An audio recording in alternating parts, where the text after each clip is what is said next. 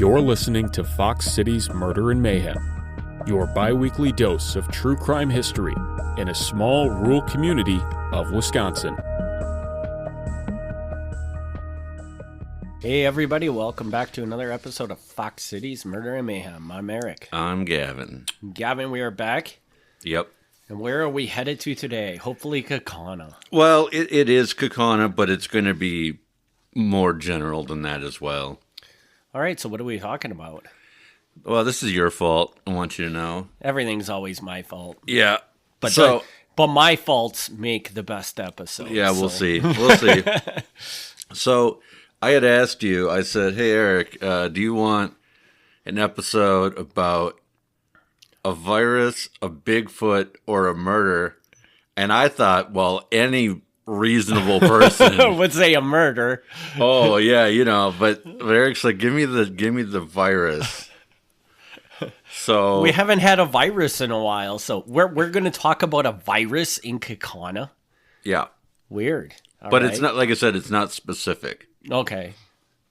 So we're actually going to talk about the polio epidemic. Okay. Yeah, polio. Yeah, I know polio. Yeah. I mean, I don't know much about polio. I just know it wasn't a very good thing. You remember having it.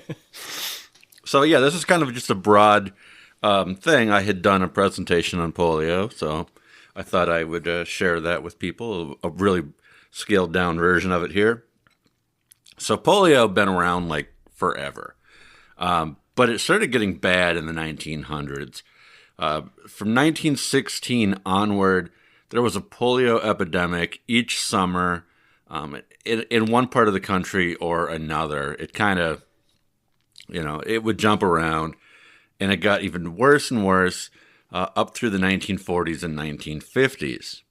This is bad. People were like, hey, we don't like this to begin with, and it's getting worse. So I should explain what polio is at this point.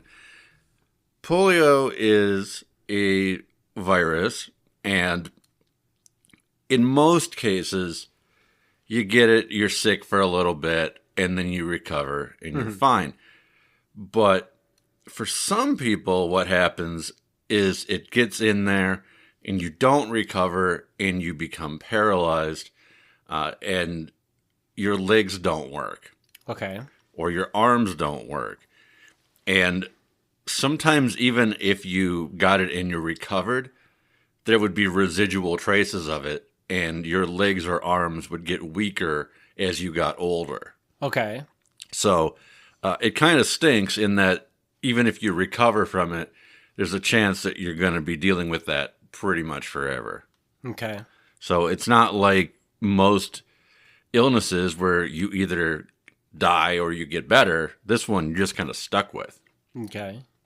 So to try to fight this, the March of Dimes was started by President Franklin Roosevelt. Roosevelt was believed to have polio himself. He was in a wheelchair, and it was believed caused by polio. March of Dimes was a thing where he said, everybody can afford a dime. Whether you're rich or poor, you can afford a dime. Send in dimes to help, combat polio. And this was a very successful thing. Lots and lots and lots of people do it. Already in the first few days and weeks, bags and bags and bags of mail were coming in. 50,000 letters with dimes were being sent in. And this was so successful, in fact, that Roosevelt got his face put on a dime. Because of it, huh? Yeah. This is weird because this must have been a thing back in the day. Because up in Minocqua, Wisconsin, yeah, there's a museum there. In the first hospital they ever built, the majority of the funding came because high school students had people send in nickels. Okay. To raise money to build the hospital. Yeah. It's kind of an interesting side note. And I'm sure it's probably in the same era too. Yeah, it could be. Could very well be. Yeah. So 1944 was a particularly bad year in Wisconsin. Thanks to the March of Dimes now being a thing, research was funded, and some state doctors started looking into it. State scientists were looking into it. And they did an experiment where there was an outbreak in Shorewood, which is near Milwaukee, basically is Milwaukee, and they put in a quarantine into place, and the quarantine made the numbers of people getting polio drop. And this, when I read this, I'm like, this sounds so obvious. But this to them was like a big thing because they didn't know. They didn't know if it was people giving it to each other, if it was where they were getting, where they were buying food from. At this time, the milkman was a big thing, so they thought, well, maybe it was contaminated milk, and these are all people on the same milk route. Mm-hmm. So by this experiment, they found that, well, as long as these people who have it aren't interacting with other people, nobody else gets it. So it's not just where they're doing their grocery shopping. So sometimes this would affect things. In 1946, there was an outbreak in Shawano, and this affected Kaukauna because it happened during Kaukauna's homecoming. And they could not have their homecoming football game.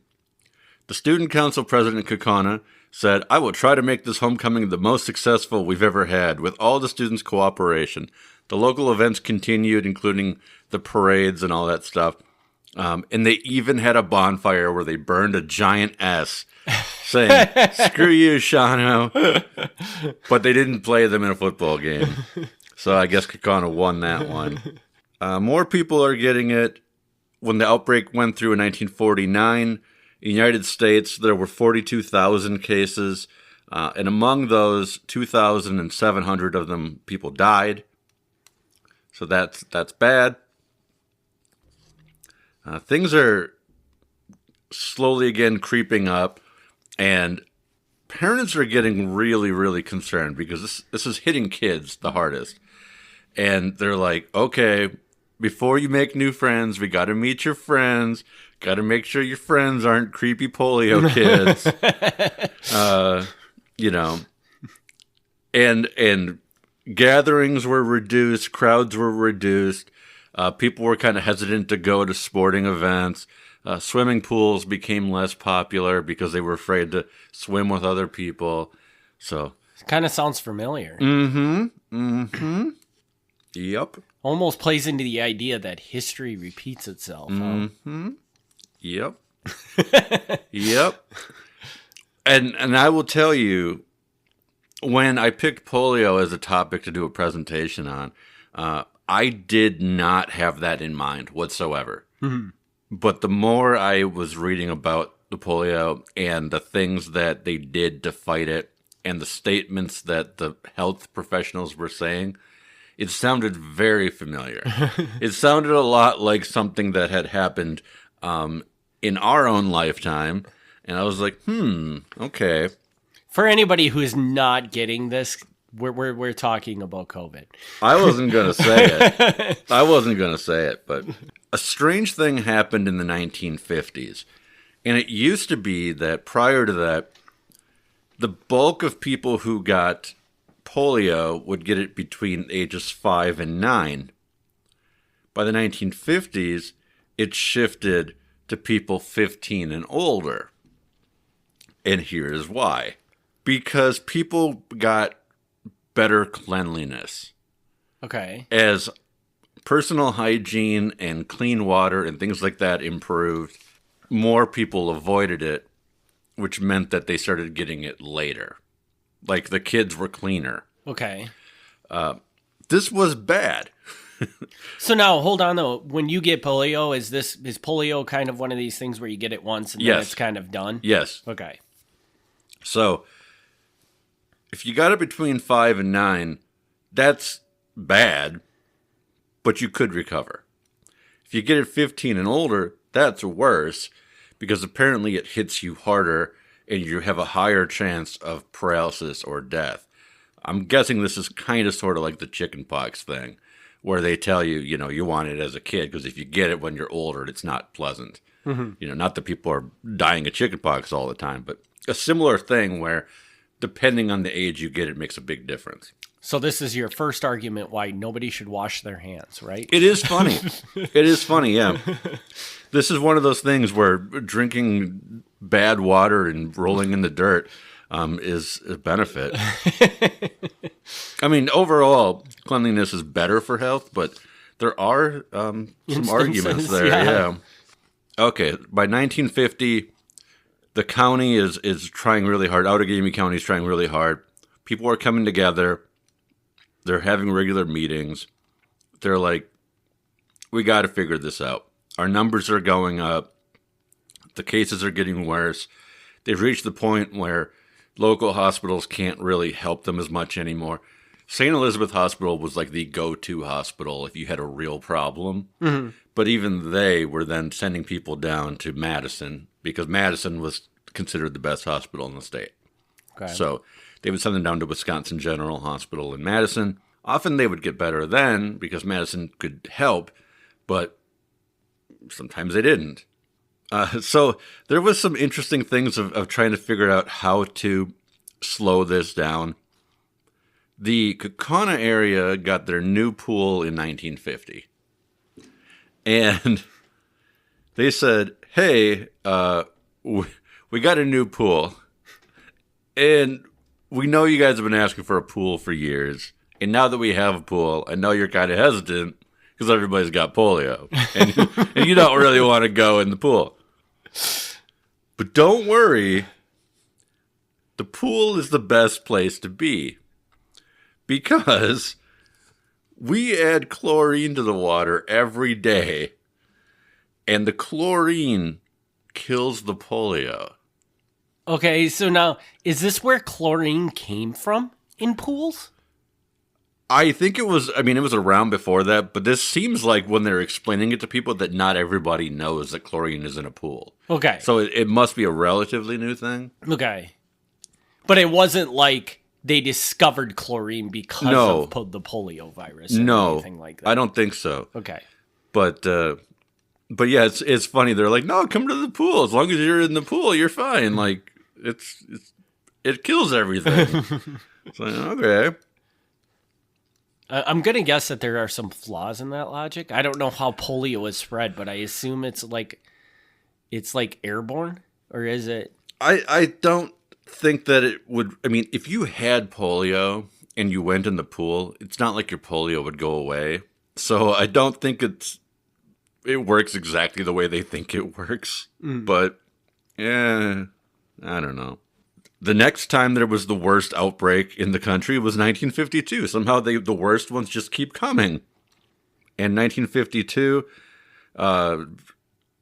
people were getting real scared because there were 57,000 reported cases that year.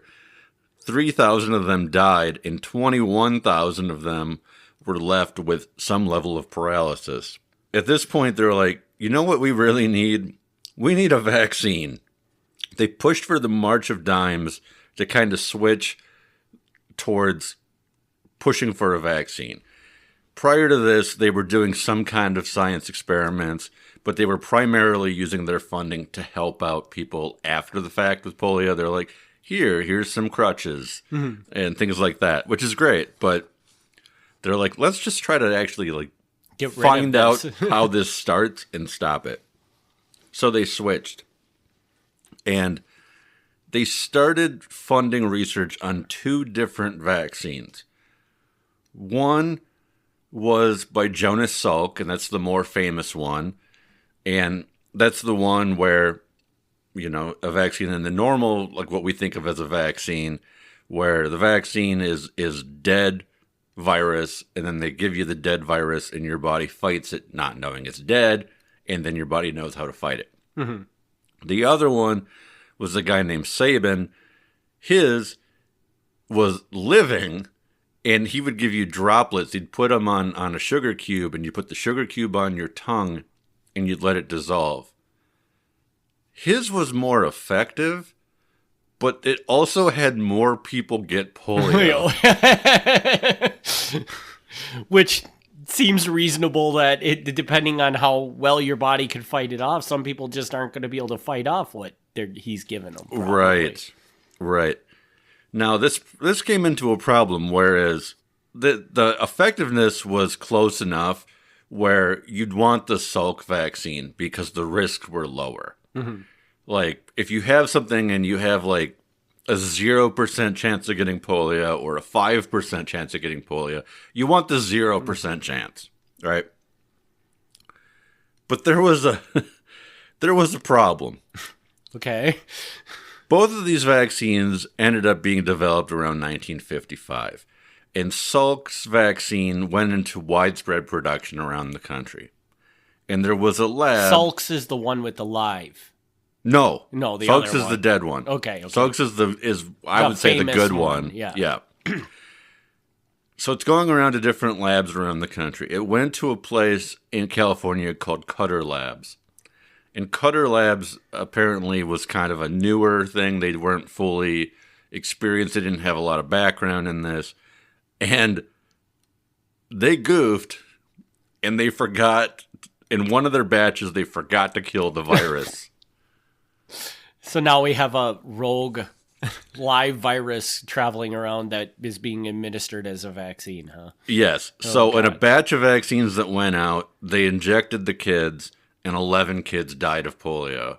Out of how many got ejected? I don't know what the total number was, but either way, they were like, okay, your virus went into our kids, and our kids died. So now people were like, maybe we don't want that. You know, like, it's not his fault. Like, his idea is the better idea, but they screwed up the production. Mm-hmm. You know, so, yeah. March of Dimes increasingly tried to fund the Salk one despite that incident, and Sabin was kind of bitter about that. He's like, hey, my virus, you know, yeah, it's alive, but it works. like my vaccine will kill polio. He ended up getting funding by the Soviet Union. Like, they backed him. Soviet Union's like, that's the one we want. So he was around for quite a while because of that. There were interesting ways that there was funding going around, specifically Kaukauna. Kaukauna service stations, gas stations, pledged to donate 1 cent from each gallon of gas sold to polio, which adds up, especially at this point when gas is not like that expensive. 1 cent is a good chunk of that. Every station in town participated. Bowling alleys also had an idea. They put a red pin out. Each time the pins were framed, one of the 10 would be a red pin. And if you didn't knock over that red pin, you were supposed to throw some money in the polio bin. Okay. Yeah, you and your buddies are going out bowling. Oh, Chuck, you didn't knock over the red pin. Throw a dime in. So you got to wonder, like, how much money to know the numbers of how much stuff like that raised. Because I bet you it would be shocking to a lot of people. I think it's huge because, like, 1 cent from each gallon of gas doesn't sound like a lot, but there's probably a lot of gallons of gas sold. Mm. Also, in the 50s, 1 cent meant something. Yeah. Like, 1 cent now is a joke, but 1 cent in the 1950s actually meant something. Right. So I think they're raising numbers far higher than it sounds like they are. The Salk vaccine, despite that one setback, gets kind of rolled out, and through 1955, Kaukauna kids are getting their vaccine. People all over are getting their vaccine. But Kaukauna specifically, over 500 kids got it that first year. They got the vaccine. It isn't like huge numbers, but it's pretty good. Within that first year, 440,000 kids got it, and all these were covered. March of Dimes covered the cost of everything beginning to end, so it wasn't anything at all. And the only thing they did is they warned the parents, like, at this point in time, like, there are no negative effects as long as it's not screwed up in the production, but we don't know if it's permanent. Because at this point, like, they had only made it, like, in the last year. Mm-hmm. So they're like, we think you get the vaccine and you're not going to get polio, but we can't tell you. because sometimes vaccines wear off after like 5 years. So we don't know. We don't know what kind this is yet. Or the condition like polio could mutate enough where the Right. vaccine doesn't work anymore, Right. and stuff like that. I don't even know if they knew about that yet, but yeah. And it turned out it was permanent, but they did not. They said we can't guarantee that yet because obviously we haven't had a multi-year test because we haven't had years to do it. But it ended up being pretty good. Some odd things happened. Again, like I said, like the swimming pool attendance went down during the polio outbreaks. Library circulation went up. So Nice. yeah. Everybody was trying to figure out what this polio disease was, or Yeah, library circulation went up, so it was pretty good. So it's going to be kind of a longer quote here, but I think this is a really good one, and I want to include it as much as I can. A woman named Doris Van Gumpel later wrote a reflection of her time having polio, and I really want to read this because this explains it so much better than me just giving you numbers and random things and stuff. In July 1955, she was 18 months old and she got polio. She later said, "The first night that I got it, all I did was cry, and my mother just held me. The second night, I couldn't stand on my left leg. The next night, I couldn't stand up on my own, and my arms wouldn't work. After they brought me in to see the doctor, a spinal tap was performed. They were told it looked clear and not to worry. But the final results showed polio.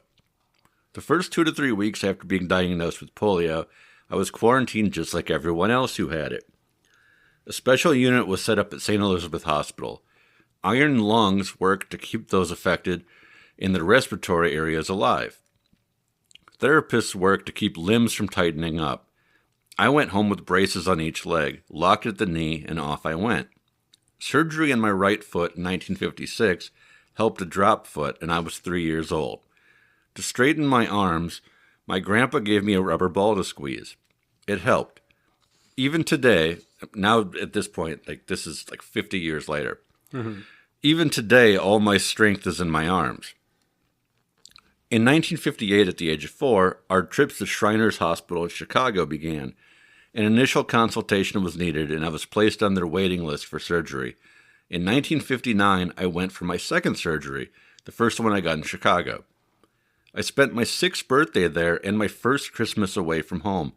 4.5 months later, I did get to come home, and without braces. 4.5 months in the hospital. Wow. Our neighbor's son had polio so bad, his mom would take him for walks, and he rode in a buggy-type bed with wheels, which looked kind of comfortable. In 1964, when I was 10 years old, I was placed on the waiting list at Shriners for more surgery, but it took until 1966 to get in.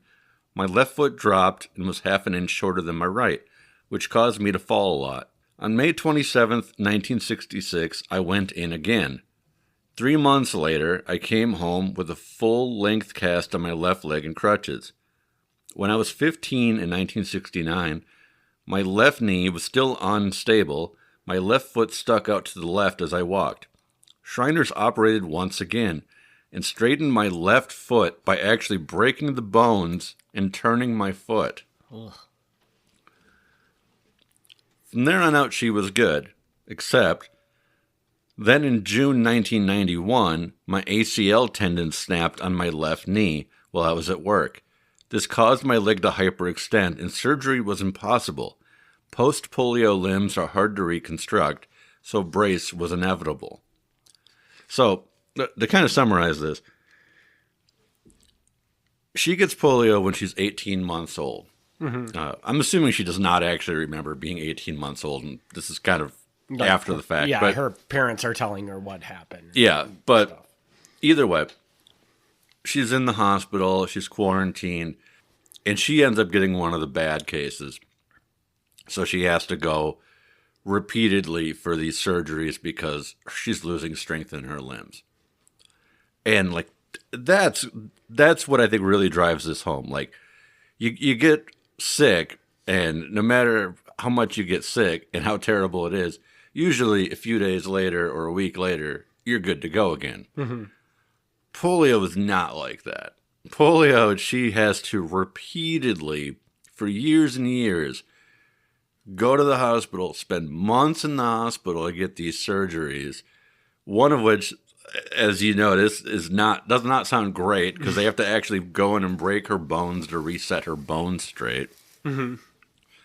And then when all is said and done, and she's quote unquote better, because of what they've all done, her legs are very like weakly constructed. Mm-hmm. So later in life, once she tears her ACL, they're like, there's nothing we can do. So she's back wearing braces on her legs again. So even after they did everything they could to fix her, it ends up not. I mean, she had some good years in there. The quotes, she wrote a whole thing. Like, people can probably find it online. She wrote a whole thing about how, like, when she met her husband, like, her husband didn't even know that she had polio because she was so well recovered. Mm-hmm. And so then later on, when her ACL tore and she had to go back to wearing braces, it was kind of embarrassing because now she was, like, the crippled kid again. Yeah. So, but, like, that's the thing. And it's weird, like, how prevalent this was. Kids in the 50s would get this, and many of them are now significantly older. Now they would be like in their 80s. Mm-hmm. But, well, probably more than that. Well, maybe not. I don't know. But whatever they are, you know, there's very few that are still around. Mm-hmm. So we don't really think about polio anymore. But this was serious. Like, this is affecting kids, which makes it scarier. Parents don't like that. And it's not great that its effects last for decades. Mm-hmm. So this was a really terrifying time. I can imagine. Can you imagine going through that? I mean, we talked a little bit about COVID before, and I kind of feel like this makes COVID seem like nothing because this is way scarier, at least from my perspective. Mm-hmm. Yeah, it's like, so I don't want to do that. I don't want to do the COVID thing, but... But it's a good comparison because everybody has experienced that, so they can kind of see what it would be like. In some ways, COVID is worse. The numbers were far higher. The death rate was far higher. But I do think there's some serious fear here because with COVID, the people who got hit the hardest were the elderly. And I hate to say it, but society in general is probably not super sympathetic to elderly people getting sick. I don't say that to be mean or cruel. I think that's just kind of how that is. It's a fact of life because that's just what happens to the elderly. I mean, right. We're at that point where things are going to start happening. Yeah. And then, but with polio, and it's the opposite, and you're seeing 2-year-olds, 10-year-olds, teenagers getting this, that I think affects people emotionally much harder. Yeah, and I also think that the fact that kids are getting paralyzed from this, that makes it much scarier because controversial thing to say, but there are a lot of people that believe COVID wasn't as big of a deal or isn't a big deal at all. Yeah. And I think with polio, when you're seeing kids in crutches and stuff, you know that it's a big deal. You can't really find it off and say, that's just nothing. Yeah. You know? So yeah, I say I don't really want to draw the comparison, but it's kind of it's going to come to mind. Yeah. In Kaukauna, even though even though the vaccine is being rolled out, it ends up that 1955 ends up being the worst year in Kaukauna. That year, like, summer baseball games are canceled. They're just like, nope, not doing it this year. And by August, cases were going up. August 3rd, Kaukauna had 23 cases. By the 5th, it had 38 cases. By the 10th, it had 46 cases. So the numbers were creeping up as the month went on. We had a health officer in Kaukauna named Robert Van Evenhoven, and health officer is not a position that we have anymore. There used to be was like a city doctor, and now it's like handled by the county health services or whatever they're called. But anyway, was that created because of polio, or was that just something that they had back then, but they've since phased it out? They phased it out. No, this was around a long, long time. Like even in the early 1900s, they had that, and they'd take care of like, what they called public health, things like tuberculosis and things. I mean, there were always outbreaks of things going on. So Robert Van Evenhoven, apparently, he had a giant map on his office wall, and he was kind of trying to do the thing I had mentioned earlier, where every time somebody got sick, he'd put a little pin on the map, and he's like, where is this coming from? And like at this point, again, they know it's not from where you're shopping and it's not whatever, but at least figuring out like who's interacting with each other. Like, how can we get this to not get worse? Mm-hmm. And he could not find, like he tried, he's like, it's not consistent. He says there's a few spots that are high. There's Arthur Street on the north side. He goes, we have 5 cases on Arthur Street. So Arthur Street's kind of bad, but on Hendrick Street on the south side, we've got 3 cases. He goes, and these people don't even know each other. So he's like mapping them all. He's like, I have no idea. And he thought it was really weird that the cases tended to be older, between ages of 24 and 35. People were getting it. Ooh, so it just keeps getting older and older, huh? Yes. And men were getting it at a much higher rate than women. So he's like, what is the connection between all this? And I don't know that there was one, but he was like, I got to find it. A woman named Jan Schubring in Kaukauna had a reflection later on. I will read her quote. The pool was closed, so we couldn't go swimming. They actually did end up closing the pool in 1955. Lots of sprinklers in use in 55 and 56. Lots of reading being done. Parks were off limits too. In 1956, my parents planned a trip to Wyoming. Before leaving the state, I had to go to the doctor and have a checkup, and my mom carried a note from Dr. Boyd stating that I had the Salk vaccine and was healthy. So go on trips, you had to get it. That year, 1955, the quarantine that summer was so strict, people were not supposed to leave their yards. Kids were not supposed to leave their yards. Wow. Yeah. The newspaper interviewed anonymous parents around town towards the end of that summer. One mother said, it's taught the brothers and sisters to know each other. Now they have to play together and they enjoy each other. Before this, each one scampered separately to some organized playground or pool program. So they couldn't hang out with their friends anymore. They had to be friends with their family. Mm-hmm. Another mother said, thank God for TV. The Cowboys keep them quiet for long stretches at a time. Cowboys, not the football team, but like Westerns. Mm-hmm. A third parent said, before the quarantine, a car ride for our kids did not interest them too much. They just wrestled and squirmed all the while. Last night, we took them for a ride to Little Chute, and they were all eyes. They were real quiet and couldn't look enough at the wonders they were seeing. Like, the wonders of Little Chute. The wonders of Little Chute, the big, exciting Little Chute. And this is before they have the incredible windmill. Yeah. Yes. So that quarantine continued on. But basically what it was, there was an editorial in the local paper, the Kaukauna newspaper, and I wish I had it so I could read it word for word because it's hilarious. It was talking about how teenage girls had developed an addiction to the telephone. Okay. Because they weren't allowed to leave their house that summer. So they were like, these teenage girls are on the phone all hours of the day and night. And they're all they want to do is talk to other girls and talk to them about shopping and boys and all this. And I'm like, what the hell? And it was hilarious to me because, again, this is 1955. And I don't know when the stereotype of like girls hanging out in their bedroom talking on the phone started. You know, I don't know if that's even still a thing anymore, but that, you know, it used to be a thing. Yeah.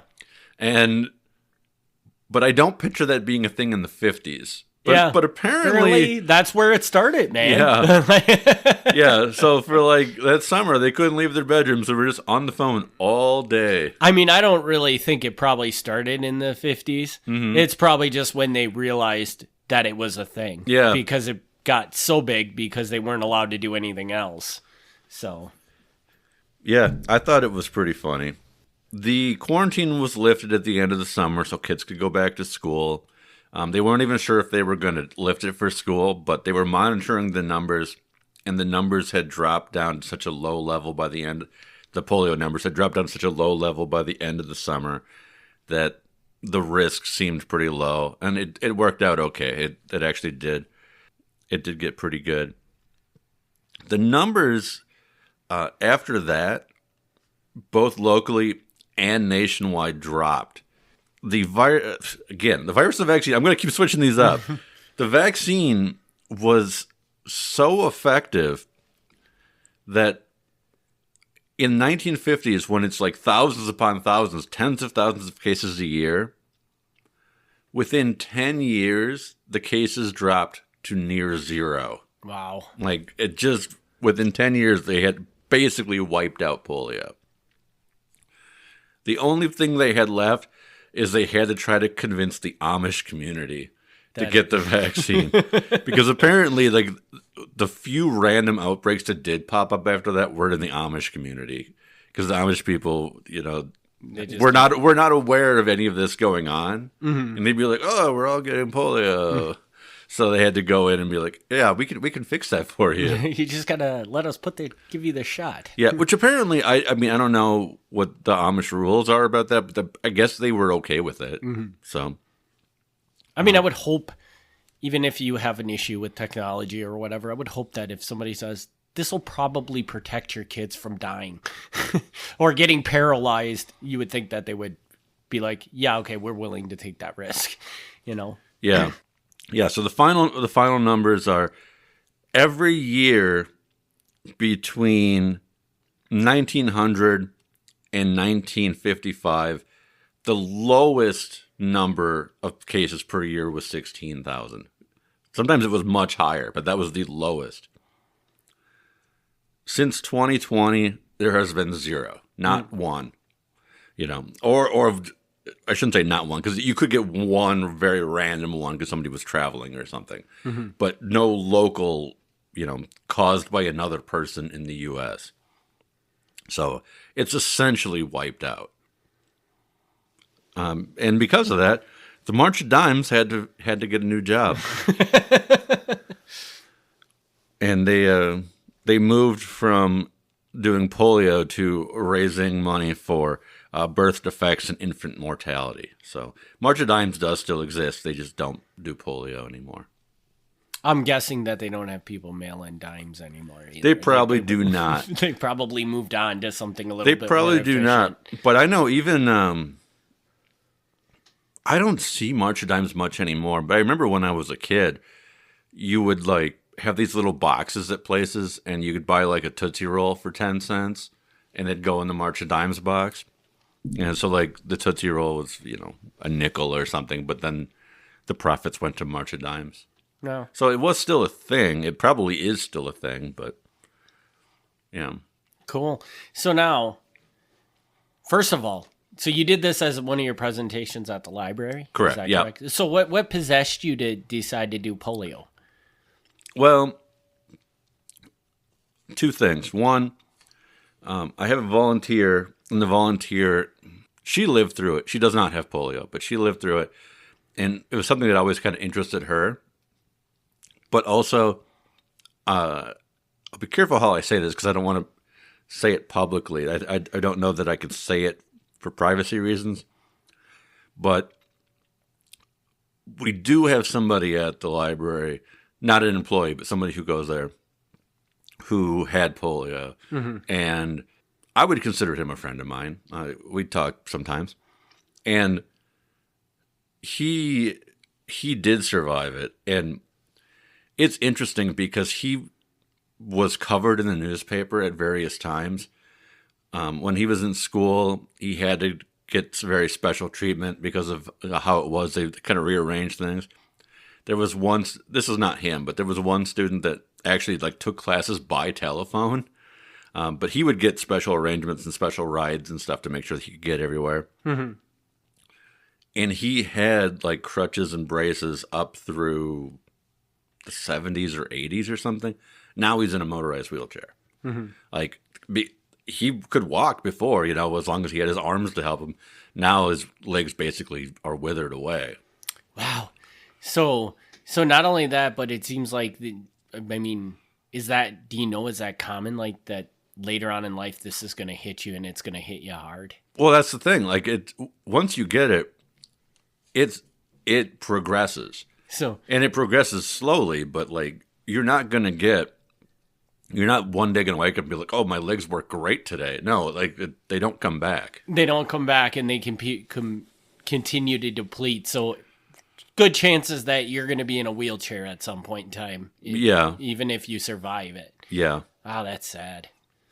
So, yeah. I'm not going to say his name for privacy reasons, but yeah, like getting to know him made it slightly more personal for me because I was like, he is the most optimistic, cheerful person. He's so great. But like I cannot imagine that. I don't think I could be as positive as he is. You know what they always say though? When you have something like that happen to you, it's like 6 months and then you just get back to being who you were. You stop feeling bad for yourself. You stop feeling like you were a victim and you just become normal again. Yeah, maybe. Which sounds weird to probably us, but that's what stats show. So, but anyway, yeah, so that kind of brought it. But either way, for the purposes of this podcast, I thought it was a topic worth bringing to the podcast because, again, you and I are in our early 40s. Surprise to people. Oh my God, they're in their early. No, okay. But polio is not a thing. Like never in your life were you like, oh gosh, I hope I don't get polio. Yeah, I do remember, I remember talking about getting the vaccine and stuff probably when we were kids. I think it was a pretty big thing, like make sure you get your polio vaccine type stuff like that. But it was interesting to me because I think people that are our age and younger, and even slightly older, but definitely our age and younger, are probably not aware at all how much this affected the community. Like, I did Kaukauna specific because that's what the presentation was for. Mm-hmm. But this is not like a rare thing. This is how it affected the country. Right. So the fact that the country was basically shut down at various points in time and kids can't interact with other kids and all that, like, I bet you people do not know that. Oh, I guarantee you people don't know that. In fact, I'm going to think that most people's knowledge of polio is that, well, it's bad and we get a vaccine for it. Right. So, and I don't even know, do people still get polio vaccines? I think so. Do they? Okay. I didn't know if it was to the point now where we had just eradicated this to the point where you don't even need to get the vaccine anymore. I suppose technically you could probably get by without it, but I think they still give it. They still give it. So. I don't know. Neither of us have kids, so we don't know. Yeah. But so if somebody out there who has kids wants to comment on that, let us know how it works nowadays. Yeah. That'd be great. But I just that's what jumped out at me is how this was like such a huge thing. And again, I don't want to do the COVID thing. I don't want to do it. But that's what the thing was. Is like when everything shut down for COVID and, whether you agree with it or not, whatever, not the point. The thing is that was a huge freaking deal. Mm-hmm. But as it turns out, it's not unique. Yeah. Like we've done this and I didn't know that. And I knew that. People during COVID, a lot of people did say, go back and look at history. I forget, I was listening to a podcast and the guy read a book about some other I don't think it was polio, but it was some other big breakout. Yeah. Well, that's the thing. Like, I knew that it happened during the Spanish flu. That I knew. And maybe that, actually, I think that might have been, and you read the book. Because that was the one that a lot of people compared it to. Yeah, in the Spanish, I think he read a book about it, and it was like verbatim. The only thing you had to do was change Spanish flu to COVID, and it was everything was exactly the same. Yeah, but I didn't know it had happened during polio outbreaks, and that is more recent. Like, that's... Yeah. People, we don't, but certain people still could remember that. Mm-hmm. So I was like, it's surprising that we as a community don't have that awareness of how polio affected us when, now it's like 70 years ago. It's long, but it's not that long ago. Mm-hmm. And the people that did have the experience haven't had to deal with it for 70 years. So why? They probably just barely remember dealing with it, you know?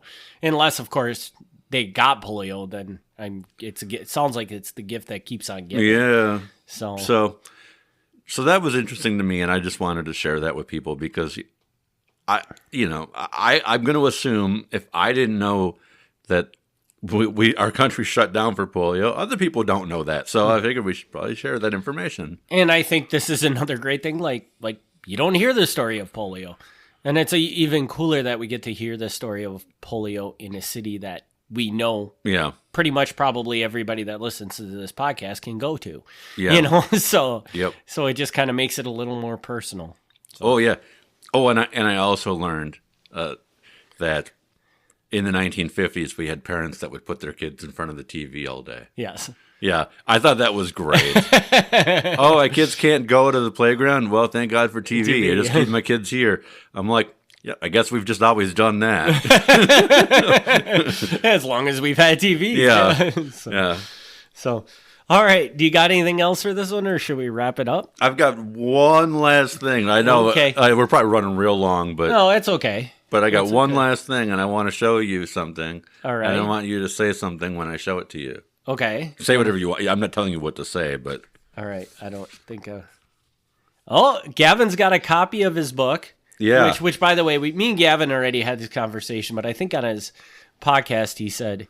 On one of these podcasts, he said that he didn't like the cover, which I think the cover is fine. I'm not crazy about it, but it's growing on me, I guess. It's not too bad. The name is still... less than... I'm happy that they at least put a subtitle in there so you actually have a clue what the book's about. Yeah, so because people can't see it, thanks for that really crappy promotion, Eric. What do you mean?